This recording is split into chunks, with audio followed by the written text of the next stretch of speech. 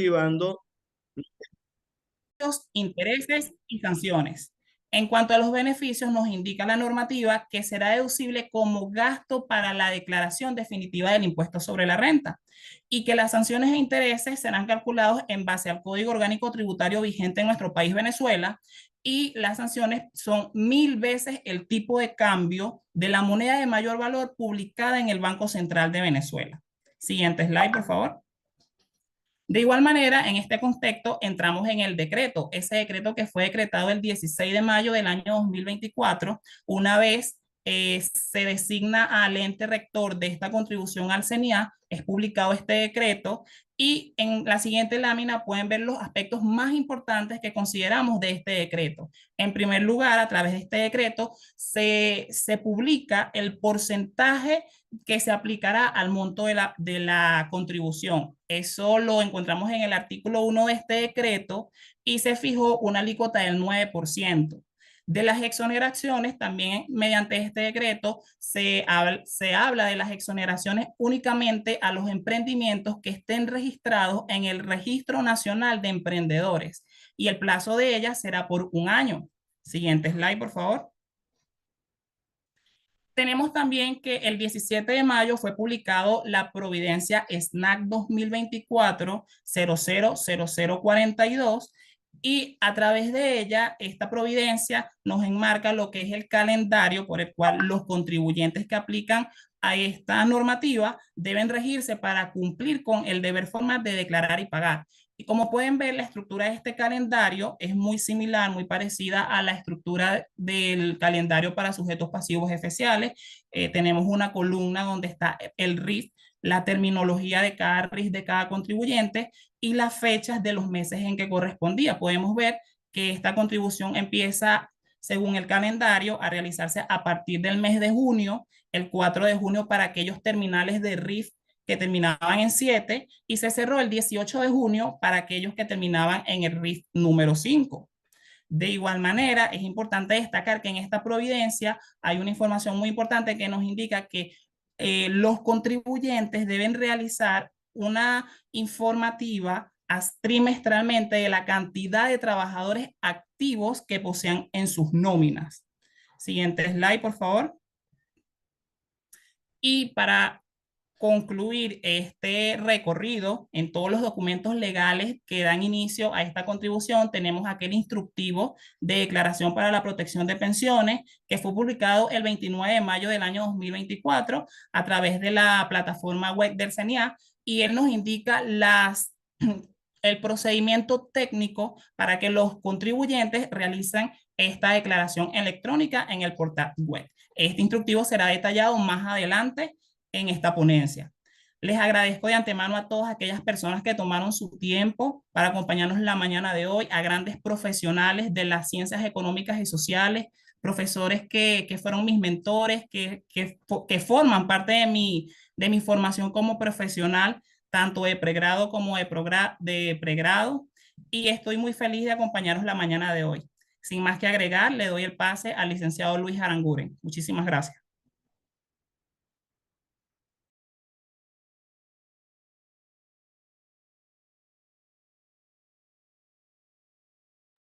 Muchas gracias, Josué, por tu participación y le damos el pase al licenciado Luis Aranguren.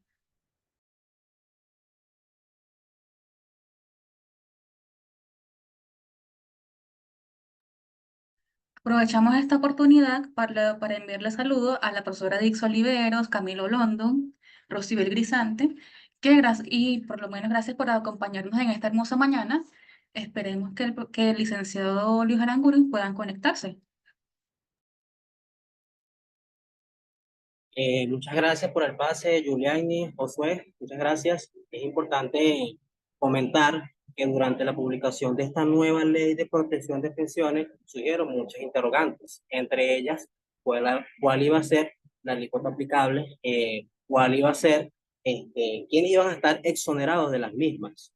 Mi nombre es Luis Aranguren, soy licenciado en Contaduría Pública, integrante del programa de especialización en gerencia tributaria de la Universidad de Carabobo y les hablaré un poco, siguiente slide por favor, de lo que son los aspectos importantes de la nueva ley de protección de pensiones y sus generalidades. Esta ley de protección de pensiones me crea una contribución o un impuesto. De acuerdo al estipulado en el artículo 6 de la ley de protección de pensiones, me indica, se crea una contribución especial para las personas jurídicas de carácter privado, así como también las sociedades de personas, incluidas las irregulares o de hecho, domiciliadas o no, en la República Bolivariana de Venezuela, que realicen actividades económicas en el territorio nacional destinadas a coadyuvar esta ley de protección de pensiones. Siguiente slide, por favor.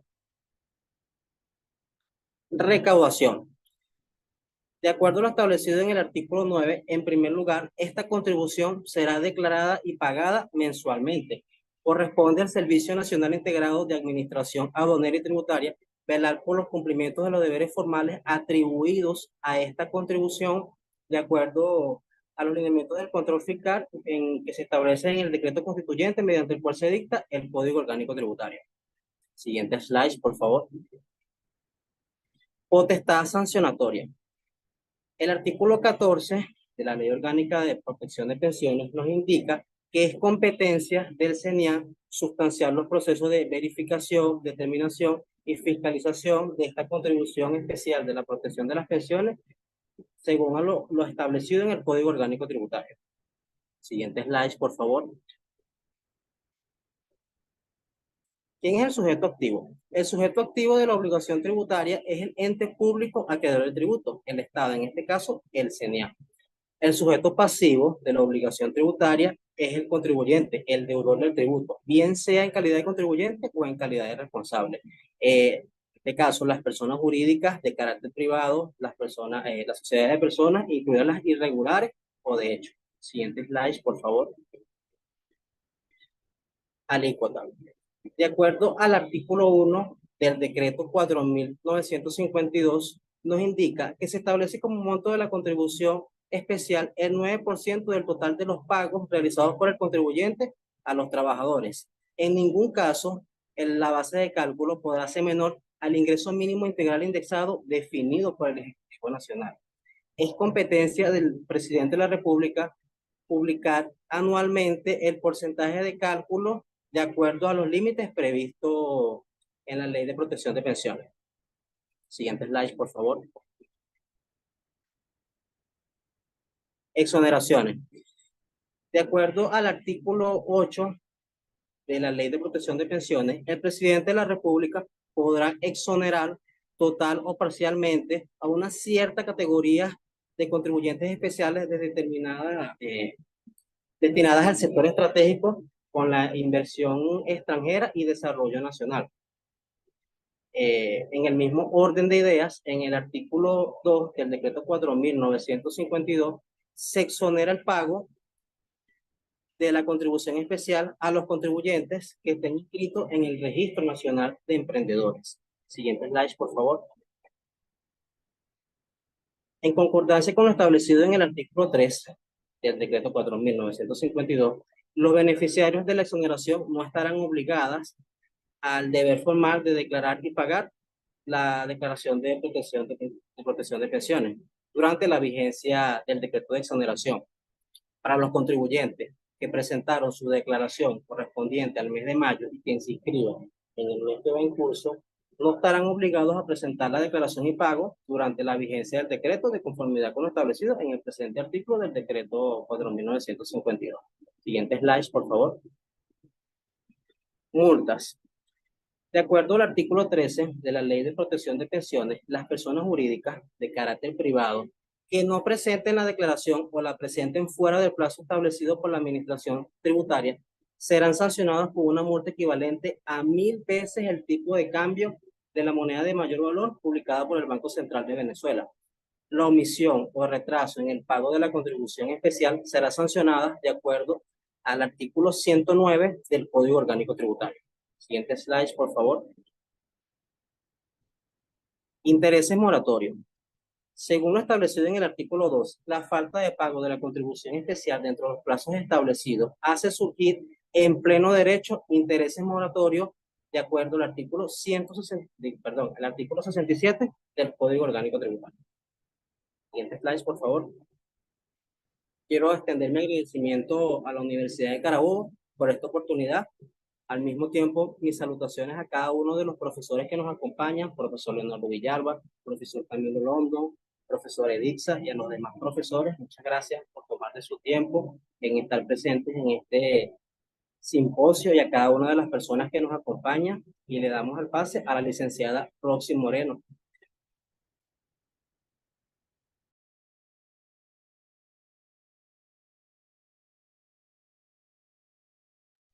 Muchas gracias, licenciado Luis, por tu excelente participación y quien nos acompañará ahora será la licenciada Rosy Moreno.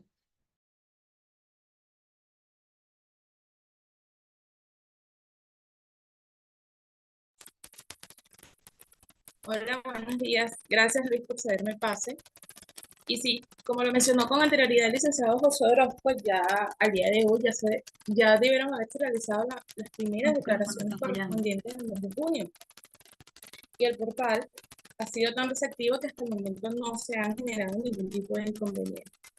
Es por eso que el día de hoy yo les voy a presentar el instructivo técnico. Mi nombre es Rosy Moreno, soy contador público colegiado y participante del programa de especialización en gerencia tributaria de la Universidad de Carabobo.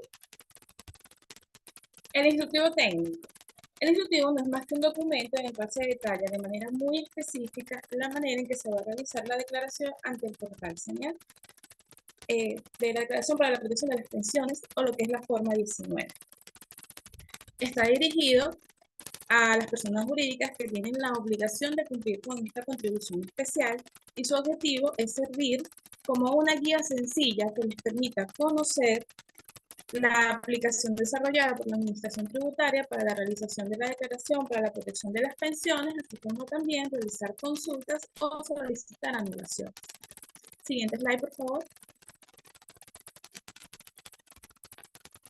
El primer paso que nos indica el instructivo es el ingreso al portal CNA, a su página principal, identificada bajo la dirección web www.ceniat.gov.be. Estando ya en su página principal, nos indica que debemos seleccionar el icono identificado como servicios de declaración, que se encuentra ubicado en la parte superior derecha de la página principal. Hacemos clic en ella y seguidamente nos mostrará la siguiente pantalla, en la cual nos solicita que le indiquemos nuestro usuario y clave con el cual ingresamos como contribuyente ante el portal fiscal señal. Siguiente slide. Ok, una vez ingresamos al aplicativo, en esta sección del instructivo, él nos indica, es algo que les quiero recalcar, él nos indica que estando en esta sección de la pantalla debemos ubicar un icono que está identificado como DPP forma 19. Les quiero hacer alerta en este caso de que en esta pantalla no lo vamos a visualizar aún. Debemos seleccionar el que está identificado como protección a las pensiones y hacemos clic en el botón ir al sistema. Siguiente slide. Una vez que ingresamos a la sección de declaraciones en el aplicativo, allí sí vamos a visualizar el icono que está identificado como DPP forma 19. Una vez realizamos clic en él, se va a visualizar la pantalla de la forma en que lo están ustedes observando en este momento. Por defecto, va a traer ya la información del contribuyente, lo que corresponde a su RIF y su razón social. Les quiero recalcar que a partir de acá las pantallas tienen la información de este contribuyente censuradas por cuestiones de confidencialidad. Estando en esta parte del aplicativo, como pueden visualizar, él nos solicita que le indiquemos el número de empleados para formalizar la declaración, o los empleados que están activos para ese contribuyente. Algo que acotar acá es que esta pantalla se va a visualizar solamente durante la primera declaración y luego a la tercera, la que se va a realizar para el tercer mes, como le indica el instructivo.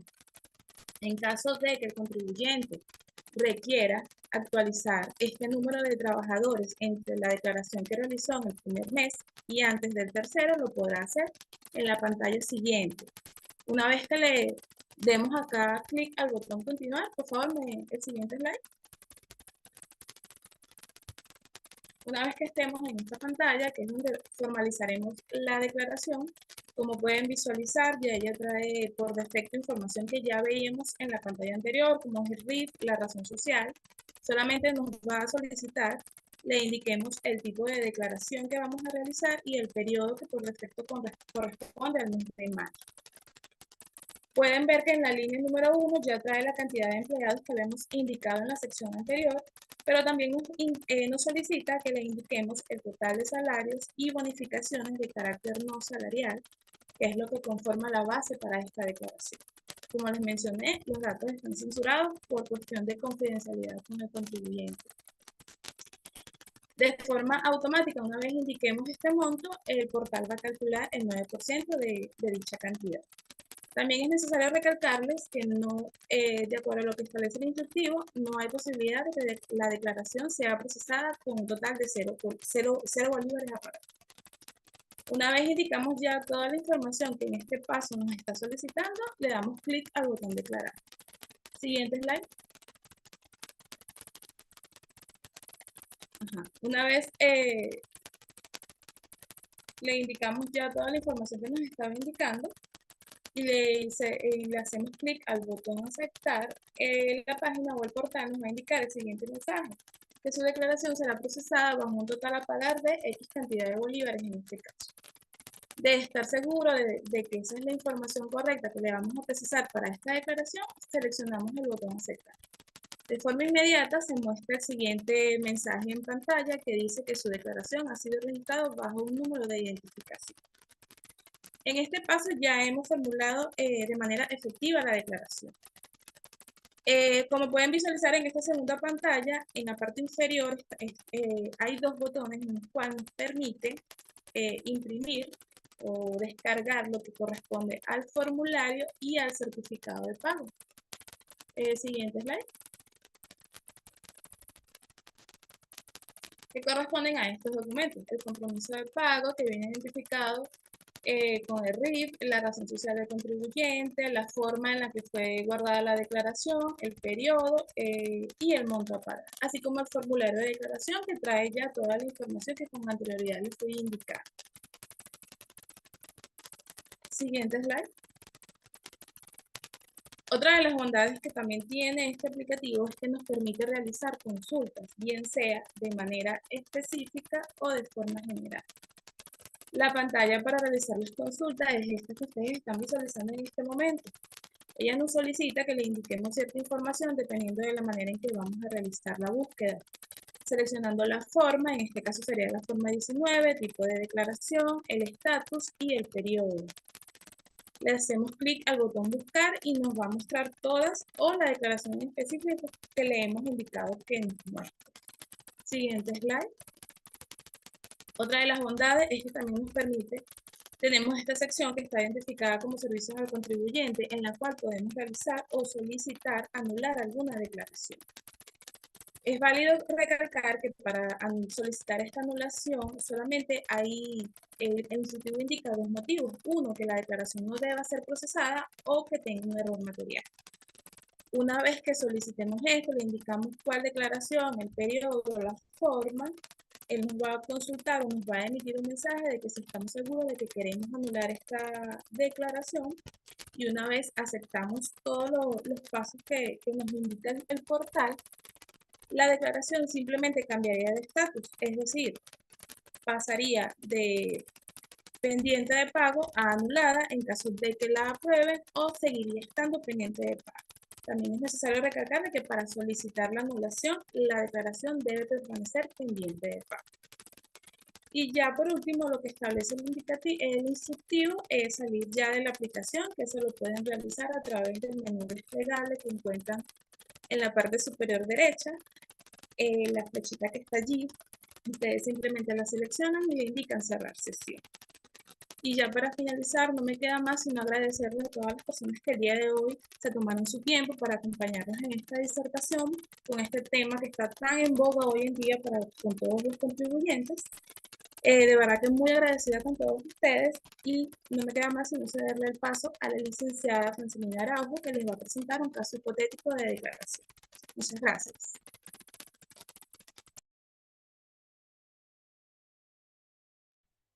No se oye, no que nosotros. Muchas gracias, licenciada Rosy, por tu excelente participación. Le damos el paso a la licenciada Francelina Araujo. Muchas gracias, Giuliani. Agradecida por la participación en este evento. Voy a continuar con la ponencia. Estos aspectos claves de los que nos estuvo conversando la licenciada Rosy son muy importantes para nosotros en el momento de hacer la declaración. De acuerdo a la ponencia que ella nos ha hecho, hay dos aspectos que son clave.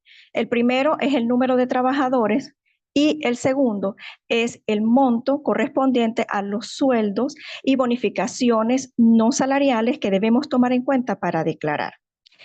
De estos dos aspectos claves vamos a desarrollar mi presentación sobre la base de un caso de estudio hipotético. Mi nombre es Francelina Araujo, contador público colegiado, participante de la especialización en gerencia tributaria.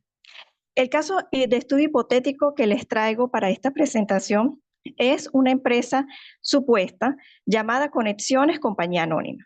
Es una empresa dedicada al sector servicios cuya actividad económica es relacionada con las conexiones inalámbricas, internet y telefonía.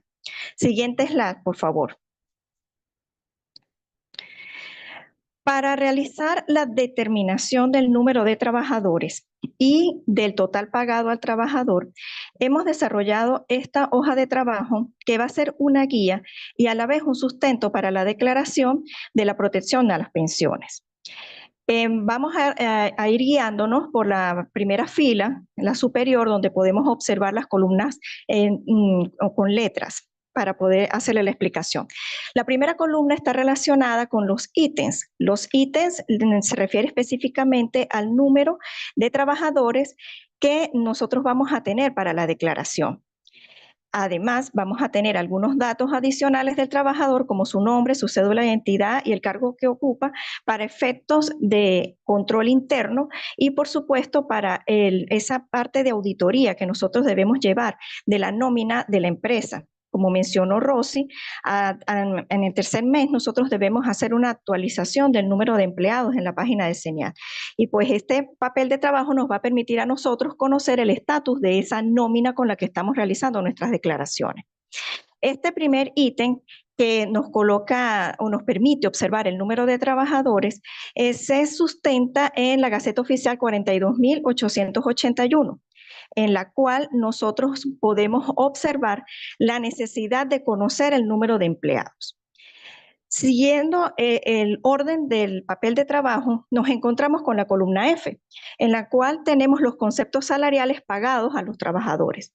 Estos conceptos salariales están relacionados con la Ley Orgánica del Trabajo, en su artículo 129, donde nos establece la existencia de un salario mínimo para los trabajadores y trabajadoras de nuestro país. Y por supuesto, hace alusión que es un salario basado en la ley, es decir, debe ser publicado en Gaceta Oficial. El dato actual que nosotros manejamos para los conceptos salariales es del 1 de mayo del 2023, Gaceta Oficial 6.746. Como ustedes pueden observar, cada uno de los trabajadores que estamos considerando en el caso hipotético tiene un monto salarial, que por supuesto está relacionado con esta base legal, independientemente de los cargos que aquí tengan en el ejemplo, aunque sí hemos considerado lo que se llama el tema de la escalafón que pudiera tener. En cuanto a la columna G, nos encontramos con los beneficios no salariales. ¿Por qué estamos tomando los beneficios no salariales? Porque en la ley está claramente establecido que para el cálculo de la contribución especial nosotros vamos a tomar en cuenta los conceptos salariales pagados y los beneficios no salariales pagados a los trabajadores y trabajadoras. En el caso de la columna G, si ustedes observan con detenimiento, la tenemos en denominación de dólar, es decir, de una moneda que nos permite a nosotros realizar pagos de acuerdo al convenio cambiario del Banco Central de Venezuela. Existen muchos patronos que realizan el pago de las bonificaciones no salariales sobre la base de esta moneda. En este sentido, la columna lo que busca es dar la alternativa para este tipo de beneficio pagado al trabajador en esta moneda y cómo nosotros tratarlo para los efectos de la declaración, considerando que nuestras declaraciones en el portal del CENIAT son todas en bolívares, que es la moneda de curso legal de nuestro país. Estos beneficios no salariales que nosotros estamos colocando en el ejemplo de papel de trabajo son sobre la base del artículo 105 de la Ley Orgánica de Trabajo, la cual nos establece claramente cuáles son los beneficios no salariales que nosotros podemos cancelar en nuestras organizaciones, en la persona jurídica. También es muy importante señalar que en el caso de los pagos en denominación de dólar, nosotros debemos considerar la ley del impuesto a las grandes transacciones financieras, puesto que el momento en el que nosotros realizamos pagos a los trabajadores a través de cuentas moneda extranjera, si ellos lo desean retirar en físico, deben hacer la cancelación de ese 3%. Adicionalmente, si nosotros como empresa adquirimos la divisa a través de las instituciones bancarias, cuando las vamos a recibir para hacer los pagos de estas bonificaciones, debemos cancelar también el IGTF, lo cual, por supuesto, va a tener cierto impacto en nuestras finanzas y en nuestra planificación tributaria. Una vez que nosotros hemos establecido los conceptos salariales de la columna F, los conceptos no salariales de la columna G, en el caso hipotético que sean pagados en dólar, debemos llevar esta columna G a los montos en bolívares. Por esa razón, ustedes observan en la columna H los beneficios salariales pagados en bolívares. La tasa que vamos a utilizar para la convertibilidad de la moneda es la del Banco Central de Venezuela, tal cual como se encuentra establecido en el artículo número 2 de la Providencia SNAT 2024-000042. Es muy importante tener esto muy claro y que la tasa que vamos a utilizar es la que se ocurre en el momento del pago de los trabajadores y trabajadoras. En el caso hipotético de nuestro ejemplo, hemos colocado como tasa BCB la del 31 de mayo. 36,53720 para los efectos de cálculo de nosotros en el ejemplo. ¿Ven? Una vez que nosotros tenemos definidos en bolívares los conceptos salariales pagados y los beneficios salariales no pagados, debemos realizar la sumatoria de ambos conceptos porque así nos lo establece la ley. La ley en la Gaceta Oficial 6.806 nos dice claramente qué es lo que hemos pagado por ambos conceptos. Entonces, esta sumatoria de ambos es lo que ustedes observan en la columna I, donde dice total pagado al trabajador. La sumatoria de los dos nos da por cada trabajador nos da cada uno de esos números que ustedes están observando allí. El total pagado al trabajador individualmente, la sumatoria de todos esos números nos va a dar un total en el ejemplo de 76.493,92, que es lo que claramente nos dice Rosy, que es lo que vamos a colocar en la declaración como los sueldos y bonificaciones no salariales que nos lo estipula así la ley. Este monto lo tenemos que tener allí resaltado, allí en negrita, porque lo vamos a necesitar para la declaración. En la columna J, nosotros hemos realizado la aplicación del 9% que nos explicaba el compañero Luis Aranguren. Ese 9% que es una tasa establecida por el Ejecutivo Nacional y que se encuentra en el artículo 1 de la Gaceta Oficial 42.880. Como ustedes pueden observar en el ejemplo, a cada uno de los montos correspondientes por trabajador en el total pagado a ellos, le hemos aplicado el 9%. Eso nos da cada uno de los elementos, de los números que ustedes están observando en la columna J. La sumatoria de todos ellos es el total del impuesto que nosotros vamos a pagar, es decir, el 9% que debemos dar a colocar, que vamos a observar en la página y que nosotros vamos a dar en dinero, para lo que es el cumplimiento del deber material, es decir, del pago como tal de la declaración. En el portal nos debería dar 6.884,45. Entonces, este papel de trabajo, tal cual como está estructurado, con los resultados en total de la columna I y la columna J, nos van a dar los dos elementos clave que mencionaba Rosy para nosotros poder hacer la declaración. Aunado a esto, la columna A, donde está el total del número de trabajadores. Es muy importante resaltar que para que los insumos, la información principal que me alimenta mi papel de trabajo, este papel de trabajo, viene directamente del Departamento de Recursos Humanos, quienes son los encargados de realizar los cálculos de las nóminas. Conocen los estatus de los trabajadores y los números de trabajadores, bien sea Departamento de Recursos Humanos o los profesionales del área que están encargados de este aspecto tan fundamental de nuestras organizaciones. A ellos les solicitamos directamente la información y sobre la base de eso hacemos nuestra declaración. Siguiente slide, por favor. Muy bien. Trayendo en mano la hoja de trabajo anterior, procedemos a ingresar en la plataforma del CENIAT, en el portal tal cual como nos ha indicado la compañera Rosy. Allí vamos a registrar la cantidad de empleados y vamos a registrar el total de los salarios y bonificaciones de carácter no salarial. El sistema, la plataforma, nos va a hacer la aplicación del 9% sobre el total de los salarios o bonificaciones de carácter no salarial para darnos el total del impuesto a pagar, que en este caso es el que ustedes pueden observar allí como 6.884,45.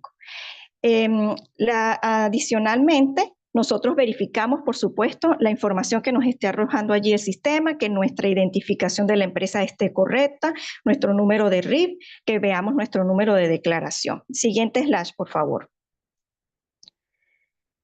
Una vez que nosotros aceptamos la declaración, bien verificada antes, por supuesto, de darle el enter, vamos a obtener como respuesta, ¿verdad?, el compromiso de pago de lo que corresponde a la declaración de la protección de las pensiones. Allí nosotros vamos a observar el número de declaración, el periodo del pago, la fecha de vencimiento del compromiso y, por supuesto, el monto en bolívares. Afortunadamente, el papel de trabajo nos permite verificar que los montos que hemos obtenido antes de la declaración están en consonancia con los que estamos observando en el portal del CENIAT.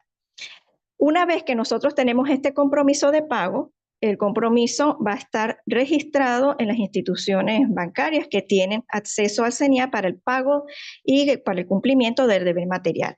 En este sentido, se sugiere realizar el pago de la declaración directamente por una de estas instituciones o en alguna taquilla, pero en la fecha de vencimiento que está establecida en el compromiso, para que nosotros podamos cumplir con la frase que nos dice, declaras y pagas, para dar el cumplimiento de nuestro deber o de nuestro compromiso formal. Por favor, es muy importante, muy importante que nosotros guardemos como respaldo de la declaración realizada el papel de trabajo, la declaración que nosotros hemos realizado y hemos obtenido a través del portal CENIAT, como explicó Rosy, el compromiso de pago y, por supuesto, el comprobante de pago si lo hemos realizado por el banco. Esto debe estar guardado en nuestra organización, en nuestra empresa, a fin de poderlo utilizar en caso de una fiscalización o de una verificación por parte de la administración tributaria. Esto nos va a permitir también a nosotros poder hacer una observación del comportamiento del tributo en los diferentes periodos que vamos declarando, con la finalidad de poder realizar una planificación tributaria acorde con lo que nosotros tengamos en nuestra empresa. Es muy importante hacer un seguimiento del flujo de caja y de ese ciclo que se presenta en las organizaciones facturación-cobranza para ver bien cómo nos ingresa el dinero y nosotros poder dar cumplimiento con esos ingresos a lo que corresponde como nuestros deberes formales y materiales. Es importante que se haga esta planificación tributaria para dar cumplimiento a la declaración de la protección de las pensiones, así como los tributos regulares, IVA, retenciones de IVA, retenciones de impuestos sobre la renta, anticipadas de impuestos sobre la renta, en el caso de contribuyentes especiales, también para dar cumplimiento a todo lo que es la tributación municipal y la tributación parafiscal. Muy agradecida con todos ustedes por la participación en nuestro evento, también muy agradecida con todos los profesores del posgrado, de los cuales he podido adquirir conocimientos muy valiosos que nos están permitiendo a nosotros enriquecernos para poder dar respuesta a los contribuyentes que tienen necesidades. A continuación, le doy el pase al profesor Emanuel Prieto, quien va a hacer un análisis de la normología del tema que estamos tratando de una manera muy general, pero bien sustentada. Agradecidas con todo. Buenos días. Juliani, un favor, devuelve la lámina. Ok, adelántala. Ok, vuelve a colocar donde estaba un principio. Justamente, justamente esta interacción que estoy comentando acá en público es una interacción que nosotros de alguna manera nos formamos, ¿no? Pero fíjense, para dar acá un agradecimiento, porque justamente el equipo técnico me está pasando un listado enorme. Hasta el momento llevamos conectados en la plataforma 117 participantes. De verdad les agradezco su presencia en este tiempo. Y acá me pasan la lista tales como, y le doy el agradecimiento y extiendo mi salutación al profesor Leonardo Villalba, Diana Núñez, Camilo Londo, Edix Olivero, Denia Tapia, Luis Martínez, Ingrid Rojas, Nubia Pernía, William Zorrilla, Rosibel Guisante, Héctor Corochena, Ángela Cadivi, Claribel Mieres, Lucy Ferrer, Mayele Ortiz, Zulida Tortolo, Ingrid Rojas, Richard Zambrano, Carlos Oñate, Noelia Durán, Neila Ibáñez, Rubén Castillo, Arnoldo Morillo, que justamente el día lunes tuve una entrevista con él, Dani González, Johnny Alvarado, Nick Mora, Atilio Chacón. ¿Qué entrevista tuve? El día lunes estuve justamente por la radio, una radio web que es Planeta Latino Radio, se llama la radio. Y justamente ahí tocamos la delicadeza de lo que íbamos a hablar hoy, que es el 11º simposio científico tributario denominado Impacto a la Ley de Protección de Pensiones, generalidades, ¿no? De esto, obviamente recibí llamadas externas y acá hay una salutación que me están indicando que por favor le haga llegar, ¿ok? Tales como las personalidades de Nubia Pernía, Rocío Grisante, Lucy Ferrer, eh, Carlos Oñate, ¿ok? Y bueno, hay otros más que en este momento, de verdad, les agradezco su presencia enormemente. Por favor, siéntesla, Julián. ¿Ok? Mi nombre es Emanuel Prieto, especialista en gerencia tributaria, egresado de esta noble casa de estudio, mi alma mater, Universidad de Carabobo, profesor del área de posgrado en especialidad en gerencia tributaria, también con unas clases particulares para la gente de la maestría y tributación internacional para los hackers. Acá en esta disertación, o para dar continuidad a todos los que han dicho, este equipo oponente, que es un equipo multidisciplinario, muy bien estudiado, y solo revisando esto desde el punto de vista científico tributario. Acá me permito levantar un análisis reflectivo, ¿ok? Del marco legal.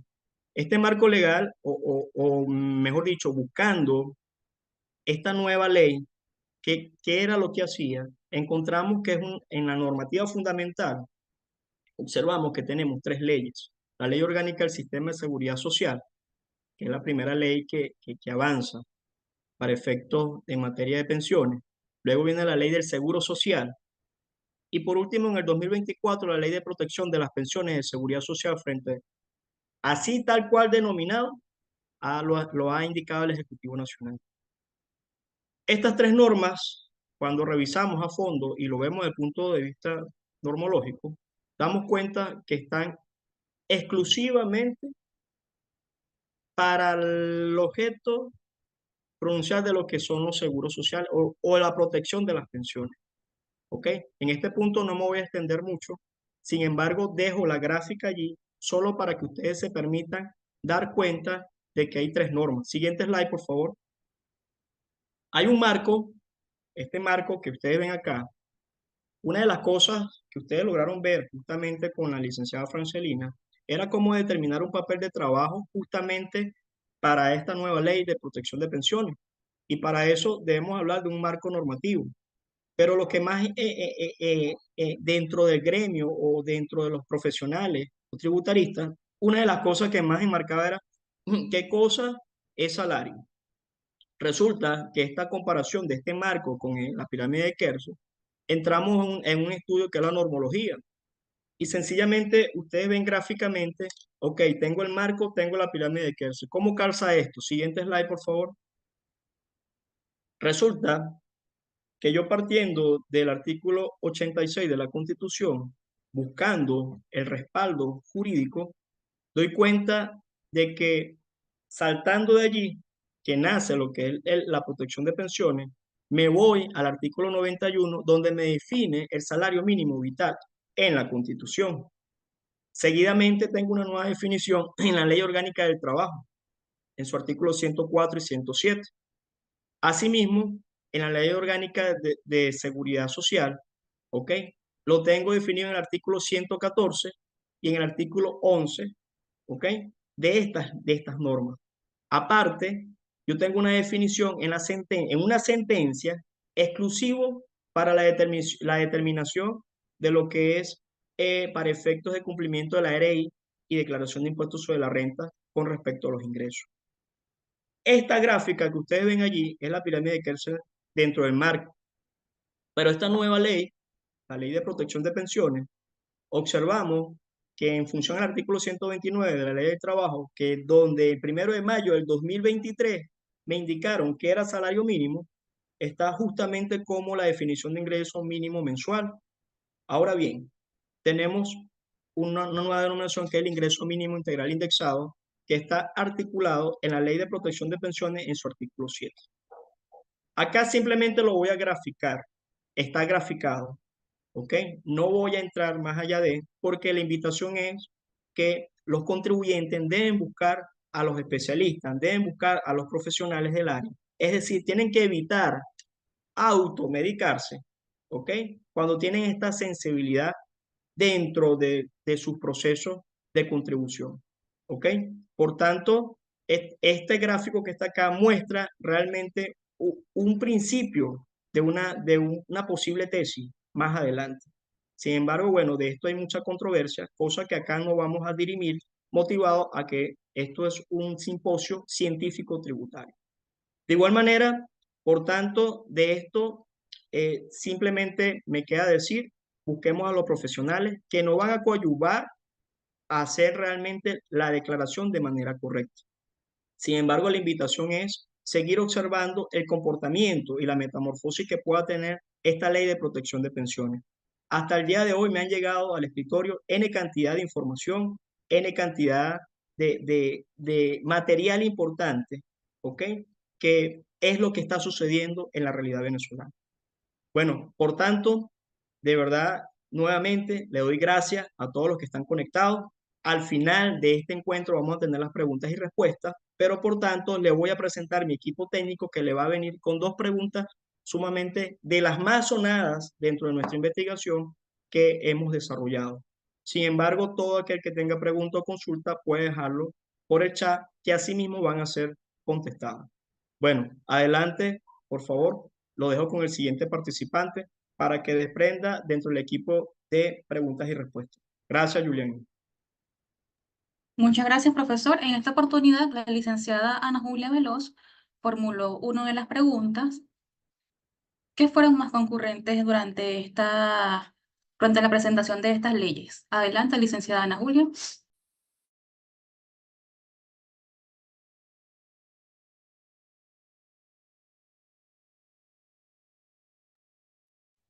Aprovechamos esta oportunidad para darle las gracias a todas las personas que nos están acompañando en esta hermosa mañana, ya que este es un tema de gran importancia.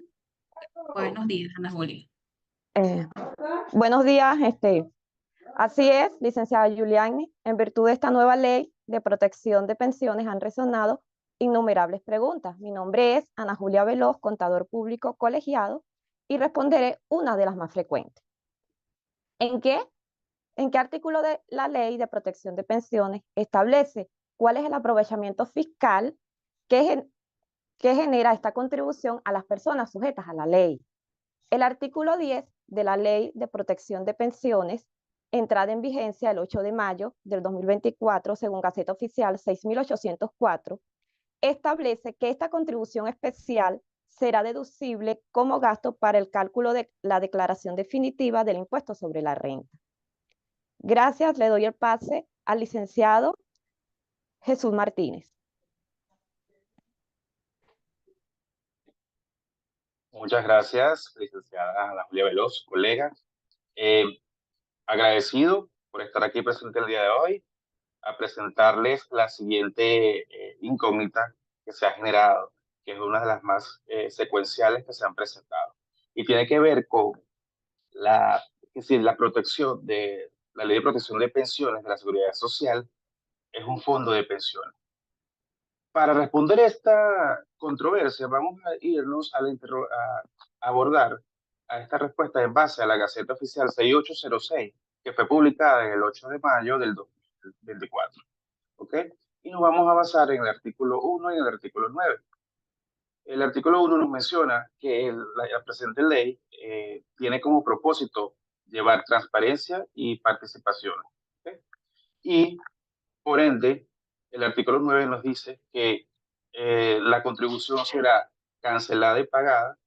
Esta contribución especial se declarará y pagará mensualmente, por lo que de esta manera no se generará un fondo de pensiones. ¿Okay?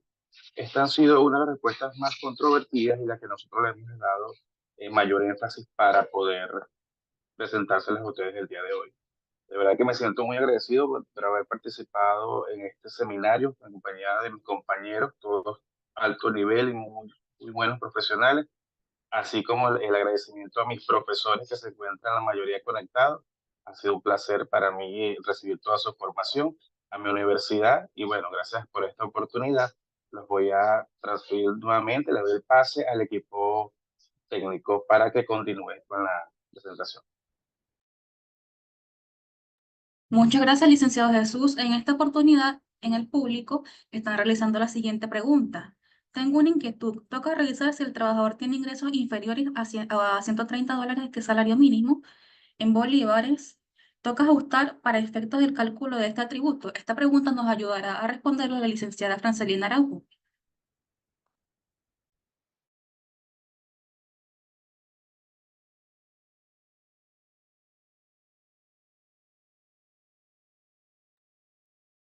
Juliani, repítenos la pregunta, por favor. Ok, la pregunta es la siguiente. Tengo una inquietud. Toca revisar si el trabajador tiene ingresos inferiores a $130, que es su salario mínimo, en bolívares. Toca ajustar para efectos del cálculo de este tributo.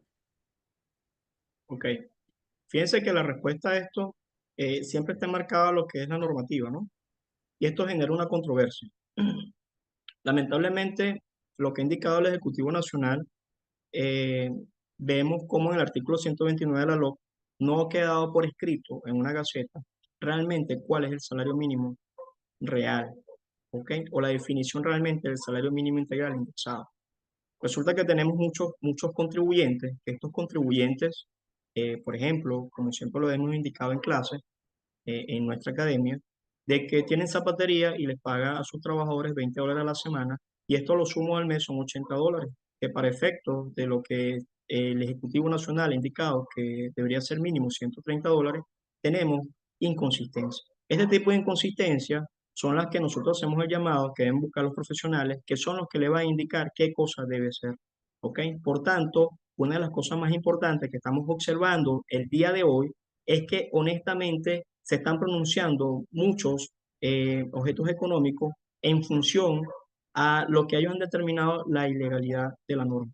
Sin embargo, en esta ponencia no vamos a concluir justamente qué debe hacer. Lo que sí le vamos a recomendar que nos busquen a nosotros para poder ayudarlo de forma particular, porque la respuesta que podamos dar acá es una respuesta que no va a poder sostener, no va a poder mejor dicho, no va a poder ayudar o arropar a todas las inquietudes, porque cada contribuyente hay que revisarlo, hay que verificarlo, porque no solamente es si cumple o no cumple a los 130 como indicaba el Ejecutivo Nacional, es que debemos saber si su carga tributaria lo puede sostener para efecto de una empresa en marcha. Entonces la invitación a esto es que realmente nosotros los profesionales debemos entrar en acción y poder hacer cultura tributaria con estos contribuyentes que tienen estas pequeñas anomalías.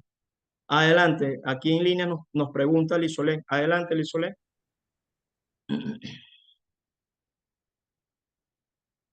Creo que tienes oportunidad de apertura de micrófono y video. Mientras tanto que Lisolé creo que está levantando la mano. A ver. Buenos días, profesor, ¿me escucha? Sí, adelante. ¿Me escucha? Sí, adelante. Adelante, adelante. Ok, mientras que trata de resolver el tema de comunicación, Juliani, ¿qué otra pregunta hay en la sala, por favor? Tenemos otra pregunta, la licenciada Catherine Veloz. Ella pregunta, una empresa que para el mes de mayo contaba con 6 colaboradores, el día 10 de mayo se retira una colaboradora. Al momento de la declaración se deben considerar 6 o 5 colaboradores. Ok, esta pregunta nos la puede responder. ¿Dónde está nuestro equipo multidisciplinario? Que le tiene que indicar en qué artículo. A ver, ¿dónde está?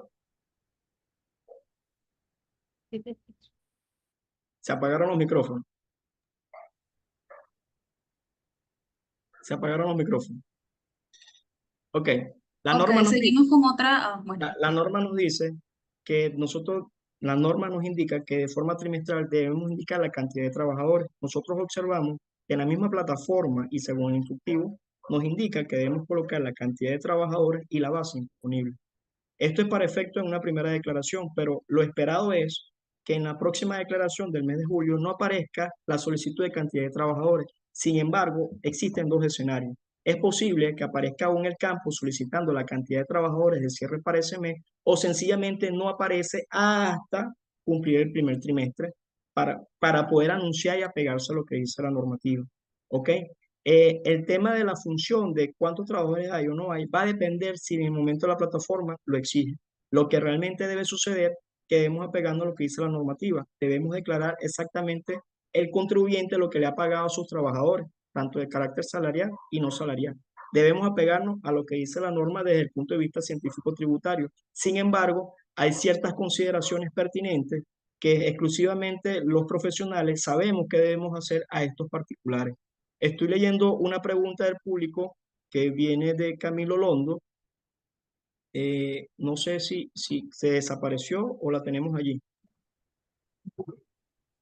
Buenos días, profesor, ¿me escucha? Ahora sí. Ahora sí. ¿quién está hablando? Lizoler Ramos.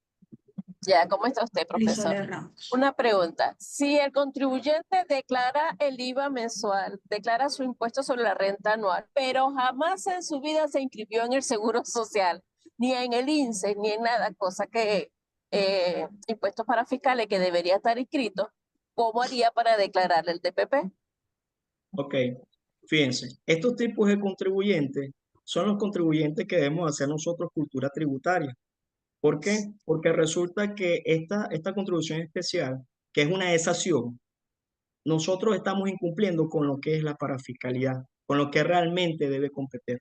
Entonces, este contribuyente debemos llevarlo de la mano y decirle, oye, para que tú tengas consistencia dentro de lo que tú vas a hacer para la ley de protección de pensiones, tú debes estar al menos inscrito en el Seguro Social, en Banavi, en INSEE y en todas ellas. ¿Ok? ¿Para qué? Para que tenga un principio de consistencia. No es voy a pagar porque me conviene pagar este tributo porque voy a recibir un beneficio. Eso no se trata. Es allí donde entramos los profesionales y debemos generar realmente la cultura tributaria. Debemos enmarcar una planificación tributaria. Debemos reconocer lo que es una carga tributaria. Debemos buscar la manera que el contribuyente entienda con qué cosa está contribuyendo en el tributo. Entonces, es bastante complejo decirle un sí o un no sabiendo la inconsistencia que tiene en sus declaraciones. Ahí nos invitamos a que nuevamente nos busquen a nosotros porque no puede automedicarse, ¿ok? No puede automedicarse para decir voy a hacer esto porque me No conviene. vamos a responder todas las ¿Ok? preguntas porque están preguntando demasiadas cosas. Sí, sí. De todos modos, como estamos abiertos, tienen la posibilidad de aperturar cámara y hablar exactamente acá en vivo. A ver, tengo la mano levantada de Juan Guerra, pero también tengo la pregunta del licenciado Camilo Londo. Si él puede activar su micrófono y puede preguntarnos, perfecto, porque estamos buscando la pregunta y no sé, mesa técnica no encuentro la pregunta. Juan Guerra, adelante, que tiene la mano levantada.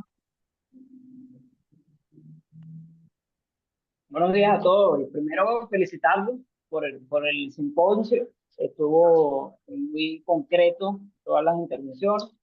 Bueno, pero tengo una interrogante, y más que una interrogante me gustaría que disertaran un poco sobre el tema, porque uno de los elementos fundamentales para que se perfeccione el hecho imponible de esta contribución es la realización de alguna actividad económica.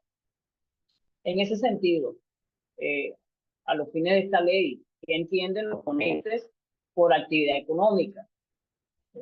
¿Ubicaron alguna definición técnico-legal sobre Sí, la ¿qué actividad pasa? económica? La pregunta viene porque hay muchos contribuyentes que en realidad consideran que no encajan en esta figura de la realización de una actividad económica.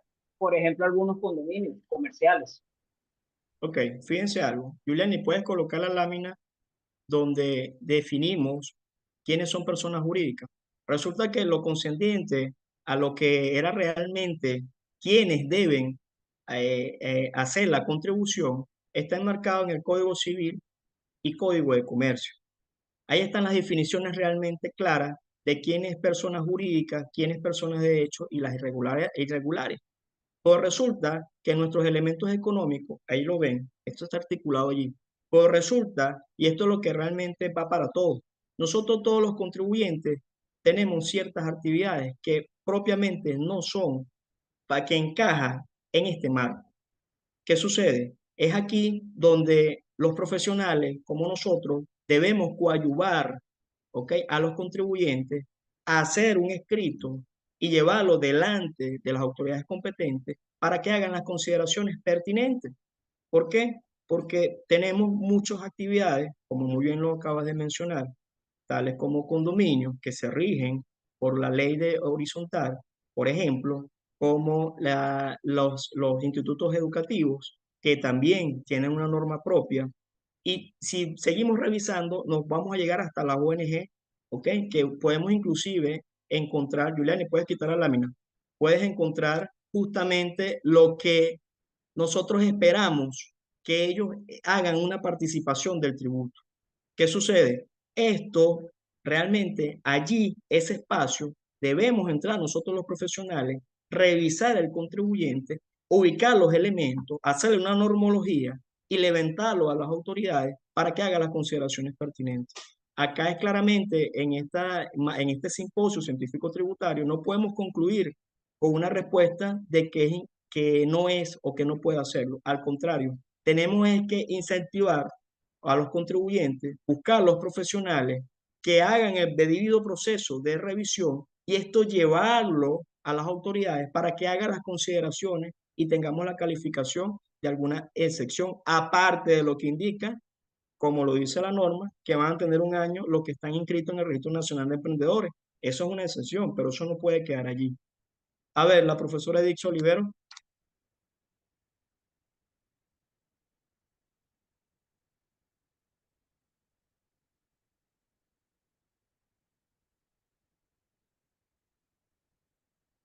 Ok, ya estoy por aquí. Bueno, Adelante. primero que nada, ¿sí me escuchan? Sí, Ok. perfecto. Bueno, primero que nada quiero felicitarlos por esta excelente actividad, ¿verdad? Que bien propicia para fomentar el tema de la cultura tributaria y el discernir sobre estos asuntos, ¿no? Más que una pregunta, quisiera pues aportar en relación a como un conjunto de interrogantes que han surgido en el chat, ¿no?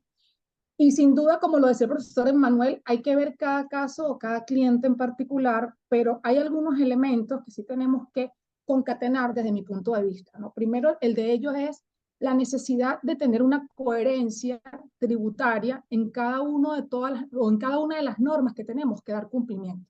Desde el registro en el Seguro Social de la cantidad de trabajadores, los aportes que tenemos que hacer nosotros de esos aportes, más las contribuciones, más el tema fiscal, tiene que ser en la misma sintonía. ¿Qué sucede? Yo he tenido la oportunidad de conversar con el CENIAT a raíz de esta contribución, ¿verdad? Y partimos del principio de que toda empresa que está registrada pues debe tener su registro en el Seguro Social y como mínimo, en el caso de una sociedad anónima, debe tener en principio por lo menos 2 trabajadores inscritos. Entonces, la pregunta o la inquietud es, ¿debemos hacer declaración en las primeras de cambio con toda la normativa jurídica que acabamos de ver? Pues la respuesta es sí. ¿Ok? Que después que nosotros veamos cuál va a ser la base de cálculo, si es salarial, si son aportes salariales o montos no salariales, pues ahí tenemos que empezar a separar o a segregar porque son las bases de cálculo para cada uno de los tributos varía. ¿Ok? Y tenemos que ser cónsonos porque a esto tenemos que sumarle también en el tema patronal el tema de los ARI. ¿Qué valores vamos a incorporar nosotros en los ARI como patronos en el caso de que el trabajador no lo presente? Y al momento de ver el tema sancionatorio, pues entonces vemos que tenemos un incumplimiento en la parte parafiscal. En el caso de la pregunta que hacía Lizolex, si no tenemos al trabajador registrado en el Seguro Social, ¿qué base de cálculo vamos a utilizar nosotros para el tema de la determinación de ese aporte? ¿Qué monto estamos deduciendo de otro nivel de impuestos sobre la renta con respecto a los sueldos y salarios? ¿Ok? Y sobre todo, otro elemento que también está en la misma ley, que es la parte del soporte. O sea, ¿qué soporte tenemos nosotros como medio probatorio para dar cumplimiento a la parte de la contribución, inclusive a la deducibilidad del gasto? ¿No? Entonces, son muchos elementos que coincido con el profesor Emanuel, que hay que verlo de manera particular, pero hay principios tributarios que tienen que cumplirse en cada uno de los tributos a los que nosotros tenemos que dar cumplimiento. A mí en lo particular me preocupa un poco, o más que preocuparme, me inquieta un poco, son las bases de cálculo, ¿ok? Porque qué es sueldo y qué se considera salarial, qué es aportes no salariales o bonos o otra contribución que el trabajador cancele, en el caso de que no se llegue al mínimo establecido de los $130, que es lo que estuvimos también aquí discernando un poco, qué sucede si no llego a ese monto. Entonces, para este aporte sí debo considerarlo. Entonces, ahí vemos que las bases de cálculo empiezan como a mezclarse y hay varios conceptos que bien sea para la contribución, bien sea para la parte del impuesto sobre la renta o bien sea para la parte para fiscal, pues varía, ¿no? Entonces, en definitiva, creo que hay que ver cada tributo en su justa medida con los soportes correspondientes y dando cumplimiento a lo que se tenga, principalmente para que al momento de una revisión por parte de las autoridades fiscales, bien sea nacionales, bien sea en este caso en la parte parafiscal, pues no tengamos sanciones porque estamos utilizando conceptos de manera diferente, ¿no? Una de las preguntas que viene el chat es el tema de las utilidades, si forman parte, dónde conseguimos o qué parte de la ley. La misma ley orgánica del trabajo te establece qué se considera de carácter salarial. Por lo tanto, cualquier bonificación distinto que no sea de producción, que no sea asociada a utilidades, vacaciones, pues es de carácter no salarial y forma parte de esta base de cálculo, ¿no? Entonces, bueno, lo que quería era aportar un poco, y no sé si alguien más quiera verlo o aportarlo de esa manera, pero en lo particular yo sí estoy viendo cada cliente o cada contribuyente de manera muy individual, y sin duda alguna esto nos lleva a fomentar este tipo de espacios, de crear mayor cultura tributaria, de explicarle a los clientes o a los contribuyentes la necesidad de tener pues los procesos de manera coherente, de manera organizada, de esa consistencia que hablaba el profesor Emanuel, porque en definitiva, si nos vamos percatando, aquí van a haber formas de cómo cruzar la información, e insisto mucho en el tema de los ARI. Ahorita era algo que se estaba dejando como un poco de lado. Ahorita los ARI, ¿qué concepto vamos a incorporar? Porque el trabajador está obligado a hacer sus actualizaciones en los lazos establecidos en la ley, pero cuando el trabajador no lo presenta, el patrón no es el obligado a calcularlo. Entonces, ¿qué valores vamos a incorporar nosotros en esos ARI para hacer los porcentajes de retención? Que, como bien saben, el Código Orgánico Tributario, las sanciones por no retener o retener de menos son bastante elevadas, y ahí podemos tener unas contingencias fiscales importantes en cada una de las empresas. Así que bueno, nada, quería compartir un poquito estas inquietudes que a mí me han surgido durante el nacimiento de esta norma, y de verdad que quiero felicitarlos primero porque la participación ha sido extraordinaria, la participación de todos los profesores, y bueno, me da mucho gusto ver a los participantes generando este tipo de información que creo que generan un valor agregado invaluable. Sí, así es. De hecho, inclusive llegamos a la meta de 122 participantes en línea. Por favor, Juliani, ¿puedes colocar un momento la lámina de la normología que está mencionado allí, el tema de los salarios? ¿Qué sucede? Para hacer un complemento a lo que indica Edixa, una de las cosas que más nos preocupa a nosotros como profesionales es realmente saber cuál es la base de cálculo para cada uno de ellos, ¿no? La siguiente lámina, Juliani, por favor. Y damos cuenta de que cuando nosotros comenzamos a desmembrar dónde está cada una de las definiciones, ahí vamos a encontrar de forma jerárquica, ¿ok? Entonces, si nos queremos meter con la base imponible para la declaración de impuestos sobre la renta, yo tengo que irme a la sentencia. ¿Por qué? Porque es la que me recoge todos aquellos principios que se habían indicado de qué cosa iba y qué cosa no.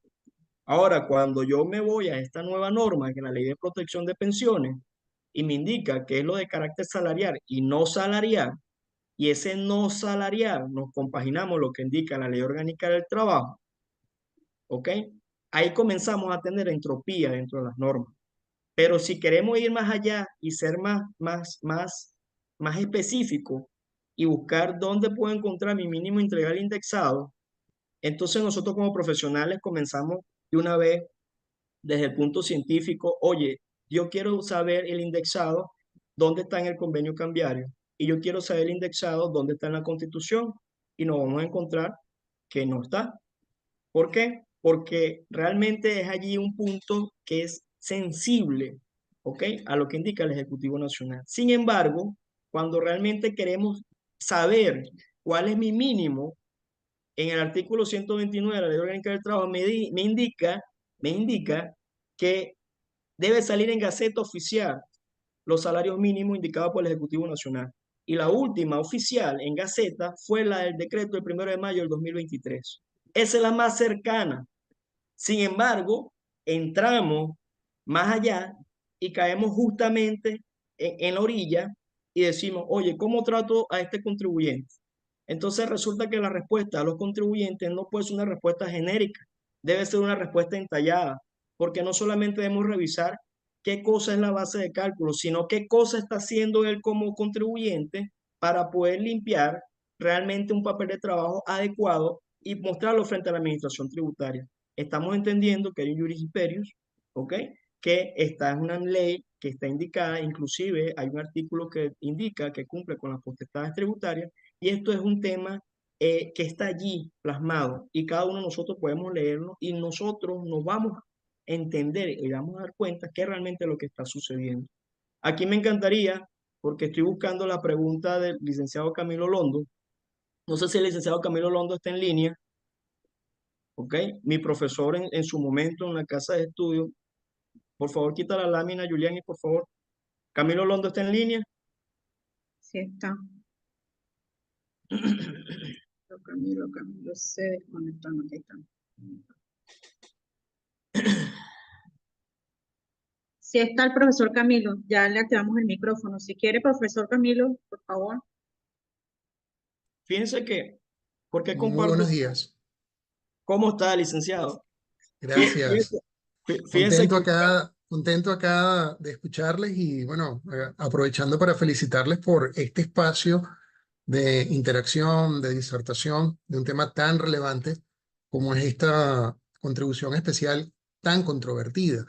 Mi pregunta era una pregunta que podría parecer retórica, pero básicamente es un llamado de atención sobre lo nugatorio que fue el proceso de formación de esta ley en cuanto a respetar el principio de participación ciudadana, una norma que fue anunciada el 1 de mayo y que ya el 8 de mayo estaba publicada en Gaceta Oficial. Pues en sí mismo 8 días es poco tiempo para que se diese una participación de la academia, de las entidades profesionales, de los ciudadanos en general, las organizaciones que representan a los ciudadanos o a través de los cuales se organizan los ciudadanos. Y elementos como el impacto económico, observaciones a lo que son, yo soy un crítico del contenido mismo, además del objeto de la contribución, al contenido mismo. Y esto pudo haberse solventado de alguna forma con una mayor participación ciudadana. Aprovechando y muy brevemente haría observación a que para mí todavía existe un vacío en cuanto a la definición de la base imponible, puesto que si bien hemos asimilado o hemos asumido que los beneficios sociales de carácter no remunerativo previstos en el artículo 105 de la Ley Orgánica del Trabajo, Trabajadoras y Trabajadores, es equivalente a lo que el texto de la ley de protección a las pensiones hace referencia a las bonificaciones de carácter no salarial, ha sido una interpretación prácticamente que parte de la presentación que ha venido haciendo la Administración Tributaria CENIAT, funcionarios de la Administración Tributaria, sin que eso sea una postura formal de la Administración Tributaria, sino de los funcionarios que están en labor de divulgación y de una interpretación, en todo caso, de los ciudadanos que han comprado esa asimilación. Por otro lado, este ingreso mínimo integral indexado, que también por alguna razón se ha hecho una especie de extrapolación para equipararlo al ingreso mínimo mensual que está previsto en el decreto 4.805, donde se estableció el salario mínimo y este ingreso mínimo mensual, que repito, se ha tratado de asimilar al concepto del ingreso mínimo el ingreso mínimo integral indexado. Y por otro lado, su valoración, que fue delegada en la ley al Ejecutivo Nacional sin que esto haya ocurrido. El valor hoy de $130, de $133, en fin, se trata única y exclusivamente de lo que han dicho algunos funcionarios de la Administración Tributaria y lo que se ha escuchado de algún funcionario, inclusive exministros, sobre esta valoración. Esto es una situación que creo que es importante, más allá de la premura en la que nos han ubicado, con un calendario que se parece anticiparse un mes inclusive al lapso que correspondería para la primera declaración. Creo que después de todo esto, de toda esta premura, es necesario también aterrizar en el análisis crítico y las observaciones que desde la academia deben hacerse a este instrumento jurídico que creo que es un muy mal precedente. Quizás sea, y yo lo decía esta mañana en una conversación, quizás sea la peor de todas las leyes de contenido tributario que tenemos en el país. Y esas observaciones, lo que nos deben llamar la atención es a tratar de que esto no se repita y bueno, en algún momento se logre una rectificación. Nuevamente, gracias por la invitación y les felicito por este espacio para la disertación, este espacio para la academia y para el análisis técnico de esta contribución. Saludos. Oye, muchas gracias, licenciado Camilo. A ver, Julián, coloca un momento la lámina, porque justamente lo que esboza el licenciado Camilo Londo es justamente eso allí, ¿ok? Que realmente ahí hay un vacío, ¿no? Pero hay dos láminas anteriores, por favor, Julián, como para que se lleve un momento algo más. La anterior, la otra, allí, ¿ok? Aparte de haber un vacío, desde el punto de vista, cuando revisamos las normas, hay 3 normas. Ahí las estoy mostrando, ¿ok? Estas 3 normas son claves para poder comprender también lo que está sucediendo, ¿ok? Sin embargo, no voy a ahondar un poco más de esto por criterios de que esto es un tema científico tributario, pero yo les dejo esta lámina para tema de analogía, ¿no? Acá la profesora Ingrid Roa, de verdad, licenciado Camilo Londo, de verdad mi aprecio y mi respeto. Su participación es una de las más importantes de todos los académicos que estamos acá, ¿ok? Inclusive muchos de mis colegas son los primeros que antes de decir algo, si lo dice Camilo Londo, eso es, ¿no? Hasta ese punto han llegado, ¿no? Sin embargo, bueno, en la ponencia, en la plataforma, por favor, Julián, quita la lámina. En la plataforma está la magíster Ingrid Roa, profesora, que tenía por allí. Ingrid Roa, no la veo, ahí está. Profe, ¿cómo está usted? Ok. A ver, por favor, encienda su micrófono. Ahora sí. Hola, buen día a todos, ¿cómo están? Es ¿Usted un gusto, cómo le me va? siento muy contenta de este encuentro tributario, es como una fiesta, ¿no? Todos los tributaristas juntos. Bueno, mi participación es muy concreta. Felicitar a todo el equipo docente, a todos los participantes, a todos los tributaristas de amplia gama que nos visitan en la Universidad de Carabobo. Estamos haciendo nuevos nortes, ¿no? Ampliando nuestro networking en materia tributaria en la Universidad de Carabobo. Bueno, yo ante todas estas reflexiones que hemos estado haciendo, me doy cuenta de algo muy puntual, que hay más preguntas que respuestas sobre este tema. Es algo que va a generar mucha polémica, está generando y lo va a seguir generando. Y de momento, como bien lo decía Manuel, no podemos automedicarnos. Cualquier cosa que digamos a priori, pues pudiéramos estar también creando un perjuicio a algún contribuyente. Ante toda esta situación, pues mi recomendación sería hacer la consulta tributaria, ¿verdad? Usar ese mecanismo que tenemos dentro del Código Orgánico Tributario para poder tener las aclaratorias y precisiones desde una perspectiva legal y que esta consulta pues sea vinculante ante cualquier otra acción de tipo legal que pueda ejercer un contribuyente para hacer valer sus derechos. Ante todo esto que estamos conversando, que es una norma que no tuvo consulta pública, es una norma que yo me voy a atrever aquí a decir que es inconstitucional, desde una perspectiva que ya existía una normativa anterior para la protección de los derechos de los trabajadores y donde el seguro social obligatorio y todo el sistema de gobierno no ha dado respuesta a toda esa cantidad de personas que han hecho sus aportes durante muchos años y no tienen en su estado de cuenta esos aportes. Yo los invito a muchos de nosotros que somos docentes a ver nuestro récord en el seguro social y nuestros aportes de años anteriores cero con el proceso de reconversión. Cuando nosotros vamos a hacer un proceso, por ejemplo, de homologación de esos aportes por convenios internacionales, pues nuestros aportes en otros países son cero. Entonces va más allá de la reflexión tributaria, una reflexión también como ciudadanos, como parte de la nación, ¿no? Y les dejo esa reflexión también por allí. Bueno, muchísimas gracias. Muchas gracias, nuestra licenciada Ingrid Roa. De verdad es oportuno sus aportes, ¿ok? La mesa técnica me está indicando que ha dado respuesta a ciertas preguntas. Sin embargo, si alguien quiere indicar algo adicional, alguna pregunta, algún comentario, alguien quiere hacer, tienen toda la libertad en esta plataforma, ¿ok? Nuevamente, le doy las gracias. Hay un aforo, llegamos a la meta de 122 participantes, actualmente hay 102, ¿ok? Hay personas que están conectadas fuera del país y es oportuno que están a la vista y están cerca de todo lo que está sucediendo. Acá la invitación, nosotros como profesionales, como equipo multidisciplinario de este simposio, de este 11º simposio científico tributario, titulado Impacto a la Ley de Protección de Pensiones y Generalidades, este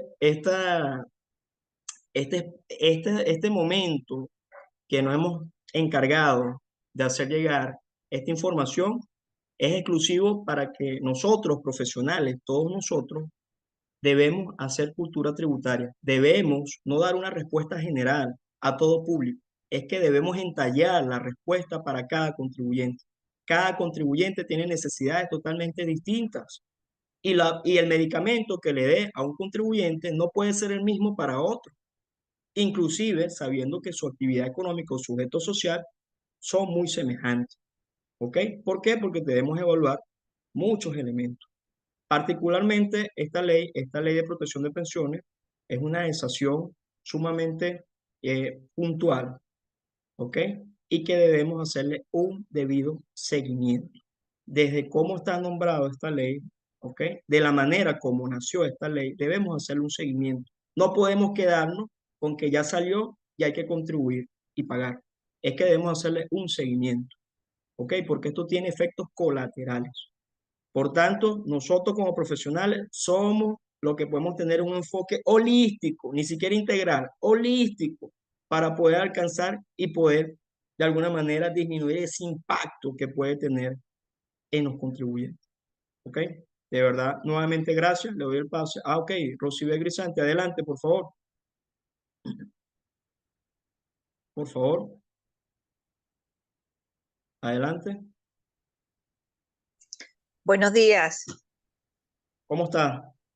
Hola, buenos días a todos. De verdad un placer participar en este excelente seminario y escuchar ponencias tan técnicas y valiosas. Realmente me ha aclarado mucho sobre la aplicación de esta ley. Yo quería hacer dos comentarios de tipo jurídico en cuanto al ámbito de la ley. Esta es una ley ordinaria, pero en mi concepto choca con la Ley Orgánica del Sistema de Seguridad Social, porque esta materia, todo lo atinente a las pensiones y jubilaciones, tenía que ser regulado por una ley especial.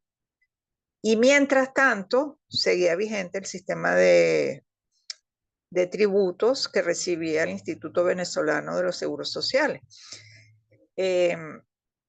Entonces vemos que la ley crea esta contribución que se une, y la misma ley lo dice que no, en el artículo 11, que es distinta a la cotización que tienen que pagar a los aportes que tienen que pagar los patronos al Seguro Social, pero es que la ley orgánica del Sistema de Seguridad Social estableció que una ley especial iba a regular esta materia de manera de que se estuviera claro todo lo relativo a la tributación en materia de pensiones y jubilaciones, y esa ley especial no se ha dictado. Entonces, en mi concepto, si hay un choque, la ley dice que no, la ley de pensiones, pero el patrono paga por un lado el aporte en materia de seguridad social que va dirigido al pago de pensiones y jubilación y las pensiones de vejez, y por otro lado paga este tributo. Y un comentario que hice aparte, porque la ley habla de exoneraciones de esta contribución especial y se estableció mediante decreto que era para los emprendedores que estuvieran inscritos en el registro pertinente. Pero, por ejemplo, en materia de caja de ahorro, y esta es una consulta que se ha hecho y que se puede ver en las redes, donde ha habido comentarios en cuanto a que la ley de caja de ahorros expresamente declara que están exentas del pago de impuestos, de contribuciones, y entonces la opinión es que ellas sí estarían exentas de pagar este tipo de contribución especial. Era la participación que quería hacer y extender mi felicitación a todos los participantes y a los ponentes. Gracias. Muchas gracias. De verdad que sí. Piense que no estamos tan lejos de la realidad. Inclusive acá lo presentamos nuevamente. Giuliani coloca la lámina, que es justamente lo que nos indica la doctora. ¿Ok? Y fíjense que vean esa imagen y saquen sus conclusiones.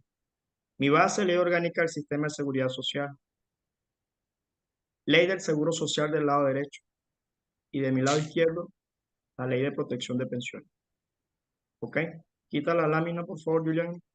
Justamente esto es allí donde vemos que las normas colidan, ¿no? ¿Ok? Pero esto es más que todo un tema que debemos revisar muy aparte. Más que revisar, hacer un debido seguimiento. Hasta dónde puede llegar el daño colateral que posiblemente la pertinencia pueda dar a esta norma. De verdad, muchas gracias. No sé quién más quiera decir unas palabras. Hay preguntas del público que ya han sido contestadas por la mesa técnica apegado a la norma. Sin embargo, este es el espacio abierto para todos nosotros. ¿Ok? Giuliani, por favor. Muchas gracias, profesor. Si no hay más consultas o preguntas, vamos a dar el pase a nuestra moderador, Giuliani, que nos va a dar esa última agradecimiento. Adelante, Giuliani. Muchas gracias, profesor Emanuel. En esta oportunidad queremos darle las gracias a todos los participantes, como el profesor Leonardo Villalba, a la profesora Dix Oliveros, a la profesora Noelia Durán y a todos los participantes que se conectaron en esta hermosa mañana y por haber estado con nosotros. Muchas gracias. Profesor Villalba, plataforma es todo suyo, ¿ok? Profesor Leonardo Villalba, ¿está conectado? Sí, está conectado, profesor.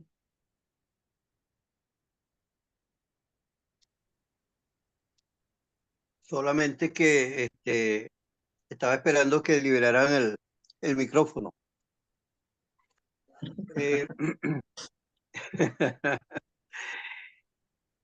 Mira, realmente contento porque una vez más la universidad, en ese faro de luz que representa a la comunidad, a su área de influencia, ha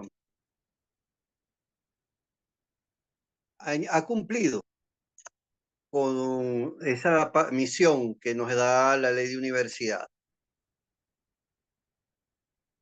El conocimiento que nace como consecuencia del estudio, del análisis, y que dentro de nuestros espacios a lo interno es parte de nuestra misión en la investigación, la docencia y la extensión. Aquí en este evento se conjugan, en tanto y cuanto primero ha sido un proceso de investigación y que ha generado estos resultados que a través de la facilitación de la docencia, los muchachos han demostrado la transformación interna y la contribución externa, lo que también hay un hilo conector de manera inmediata con lo que es la extensión. Es nuestro propósito desde el Centro de Investigación y Desarrollo de las Tendencias y la Cultura Tributaria, es nuestro propósito desde la especialización en gerencia tributaria, es nuestro propósito desde el Centro de Investigación y Desarrollo, dentro del Departamento de Economía y Derecho, es decir, desde la Facultad de Ciencias Económicas y Sociales de nuestra Universidad de Carabobo, universidad que todos ya sabemos, centenaria.